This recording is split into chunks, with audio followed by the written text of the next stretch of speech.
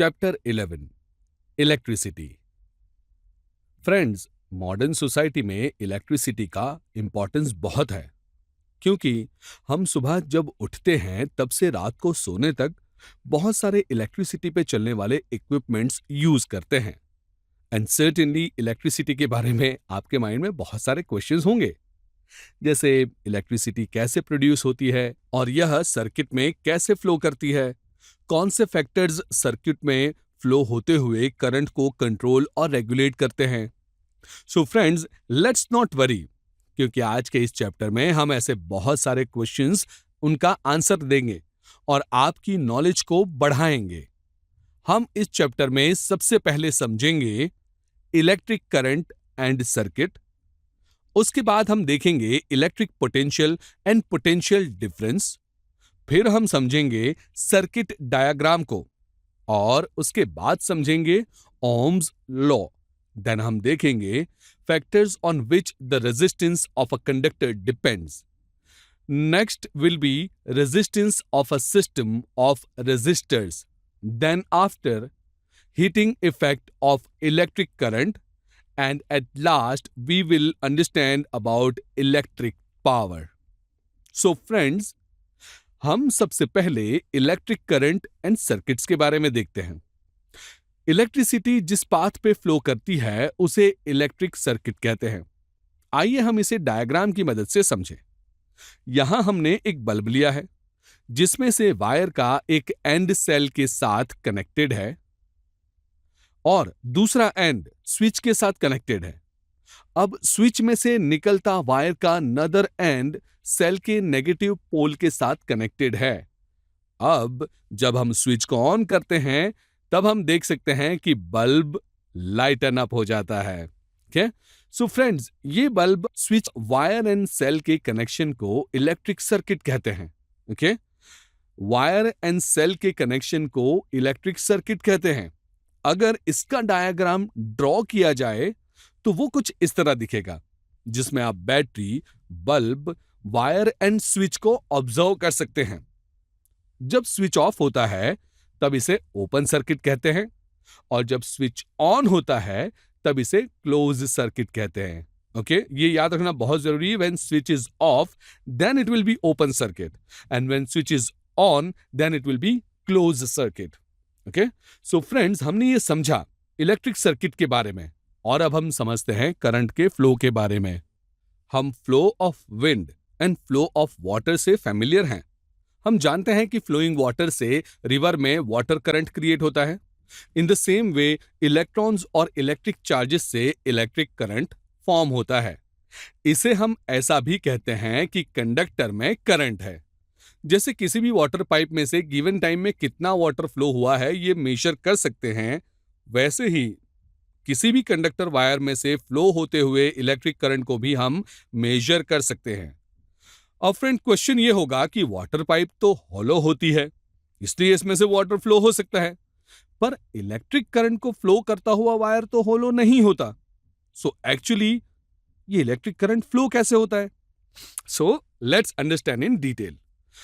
Friends, हम जानते हैं कि हर सब्सटेंस के स्ट्रक्चर में एटम्स होते हैं, जिसके सेंटर में प्रोटॉन और न्यूट्रॉन होते हैं और इलेक्ट्रॉन्स सेंटर के आसपास रिवॉल्व करते हैं।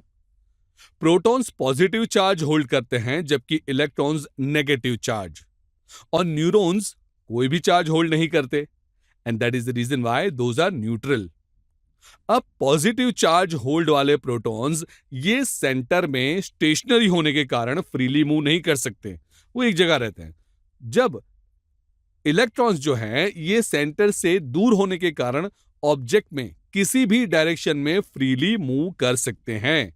एंड जब ये free electrons for some reason किसी भी डायरेक्शन में मूव करने की जगह एक ही डायरेक्शन में मूव करते हैं तब उस सब्सटेंस में करंट फ्लो होता है, ऐसा कह सकते हैं। So friends, electric current actually flow of electrons ही है। अब जिन सब्सटेंस में से इलेक्ट्रॉन इजीली फ्लो हो सकते हैं उन्हें इलेक्ट्रिसिटी का कंडक्टर कहते हैं, और जिन सब्सटेंसेस में इलेक्ट्रॉन्स फ्लो नहीं हो सकते हैं उन्हें नॉन कंडक्टर या इंसुलेटर कहते हैं। फॉर एग्जाम्पल, मेटल्स जैसे कि आयरन, गोल्ड, सिल्वर और कॉपर में से इलेक्ट्रॉन्स फ्लो हो सकते हैं, इसीलिए ये कंडक्टर्स ऑफ इलेक्ट्रिसिटी हैं। जबकि सब्सटेंसेस जैसे पेपर, वुड, प्लास्टिक में इलेक्ट्रॉन्स फ्लो नहीं करते। That is the reason why these are non conductors या इंसुलेटर्स हैं। सो फ्रेंड्स, अब आपको आंसर मिल गया होगा कि क्यों इलेक्ट्रिक वायर्स कॉपर से बने होते हैं। बिकॉज कॉपर इलेक्ट्रिसिटी को किसी भी दूसरे मेटल के कंपैरिजन में बेटर कंडक्ट कर सकता है और प्लास्टिक इलेक्ट्रिसिटी को बिल्कुल कंडक्ट नहीं कर सकता। इसीलिए कॉपर वायर को इसे कोट किया जाता है, जिससे कि हम इलेक्ट्रिक करंट से सेफ रह सकें।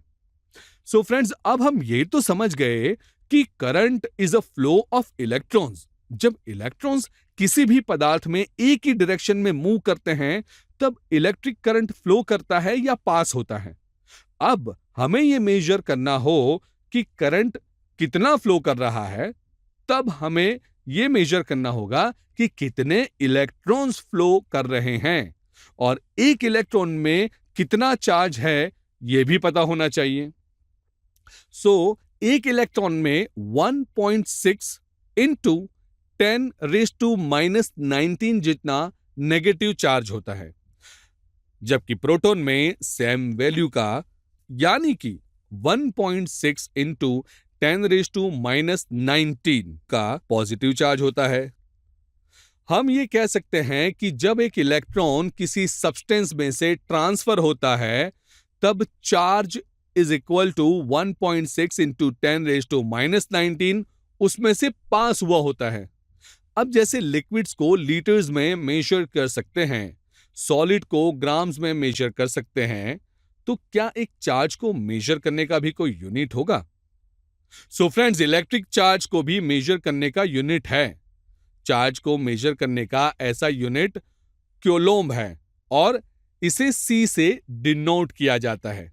सो इलेक्ट्रॉन के चार्ज को 1.6 इंटू 10⁻⁻19 C लिखा जाता है।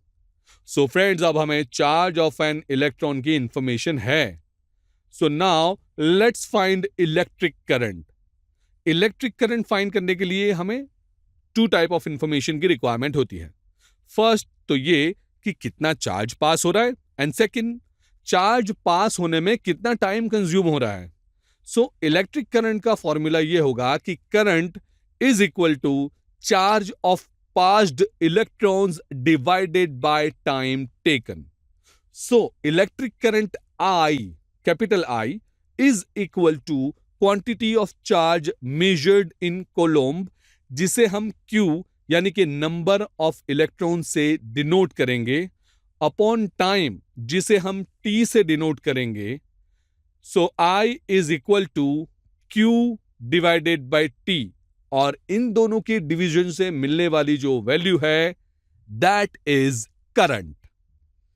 ओके, जैसे इलेक्ट्रिक चार्ज को मेजर करने की यूनिट कूलोम्ब है और टाइम को मेजर करने के लिए सेकेंड्स है, वैसे ही करंट का SI यूनिट एम्पियर है। इसे हम कैपिटल A से डिनोट करते हैं। करंट की सिमिलर यूनिट्स है milli ampere, which is small m and capital A, और micro ampere, which is delta A, जिसे हमने ब्रैकेट्स में डिनोट किया है। सो फ्रेंड्स, यहां हम इलेक्ट्रिक करंट के बारे में देख चुके हैं। आइए अब डिस्कस करते हैं करंट की डायरेक्शन। हम जानते हैं कि electric current is a flow of electrons. So इसका मीनिंग तो यही हुआ कि जिस डायरेक्शन में इलेक्ट्रॉन्स फ्लो कर रहे हैं, वही करंट का भी डायरेक्शन होना चाहिए, राइट? बट ऐसा नहीं है। इलेक्ट्रिक करंट की डायरेक्शन हमेशा इलेक्ट्रॉन्स के फ्लो। फ्रेंड्स, इस वीडियो को पूरा देखने के लिए आज ही फ्लेक्सी टीचर ऐप सब्सक्राइब करें, जहां आपको मिलेंगे animated videos, digital books, text book solutions, notes, DPP और क्विज। और हां, flexi teacher app mobile, TV और कंप्यूटर पर अवेलेबल है। और अगर आपके पास इंटरनेट नहीं है, तो तुरंत ऑफलाइन सेट टॉप बॉक्स के लिए संपर्क करें। Flexi teacher, the one you needed.